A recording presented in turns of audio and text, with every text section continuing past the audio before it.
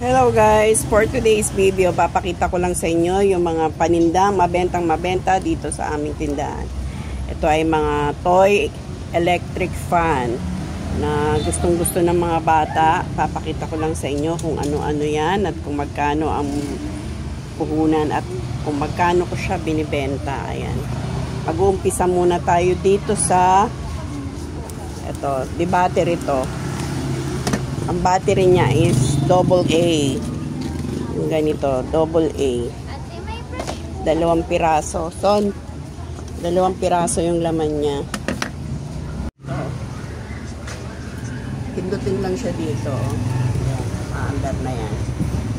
Matagal-tagal din naman yan. Mas maganda kung gagamit kayo ng ever-ready or mga rechargeable na battery para matagal ang life niya. Pero pwede na rin yan para sa mga bata. Ang benta ko niyan is 80 pesos kasama na battery. Meron siyang iba-ibang color. Kaya lang tatlo na lang yung natira. Meron tong blue.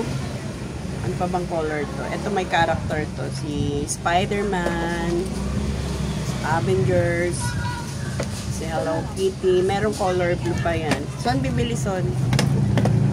Mabili sa atin yan guys.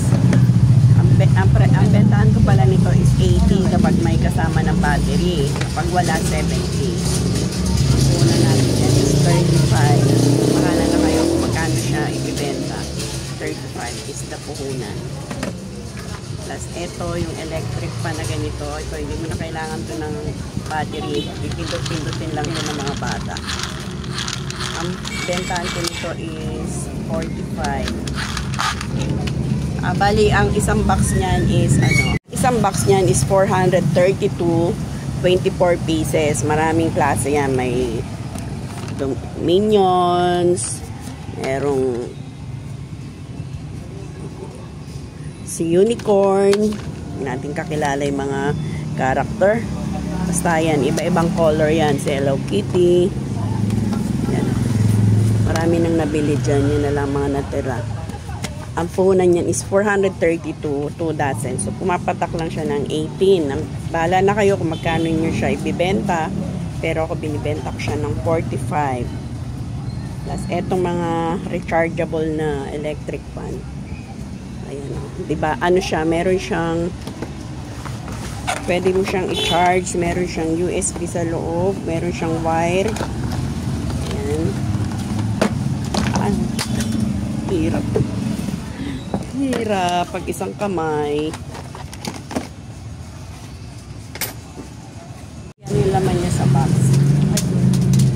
So, meron siyang ganito. Kailangan meron kayong ulo ng charger nyo. Pwede nyo gamitin dito. I-charge nyo magdamag para kinabukasan magagamit nyo siya. Meron na siyang charge. Ang punan nito is 75. Bahala kung magkano nyo siya ibebenta. Ako, bentahan ko nito is 150. Malakas din naman siya.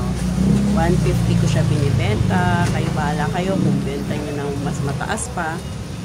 Siyempre, alam niyo naman, malayo din ang Divisoria at mahirap din mamili. Buhay din yan guys kapag namimili tayo. Kaya babawi na lang tayo sa pagpipresyo.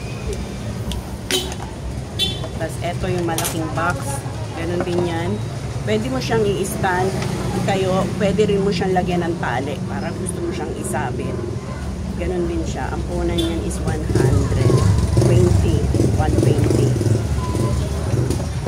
Benta ko nito is 250. Maganda to, may ilaw. Pag brown out, pwede mo siya magamit. Basta i-charge nyo magdamag. So, may bibili. Lakas niya, lalo na kapag sumasakay kayo ng mga jeep, tapos nasa simbahan, pwede nyo siyang dalhin nasa school, lalo na kung walang aircon ng inyong school. Yan. Kaya, yan. Mabili yan dito, guys.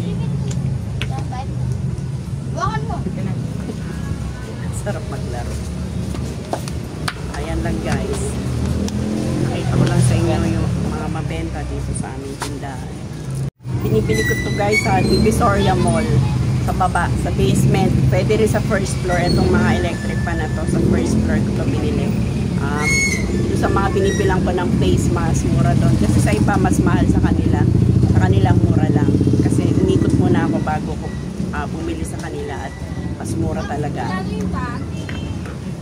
20. Makikita nyo yan sa mga past videos ko kung saan ko binibili yung mga face mask.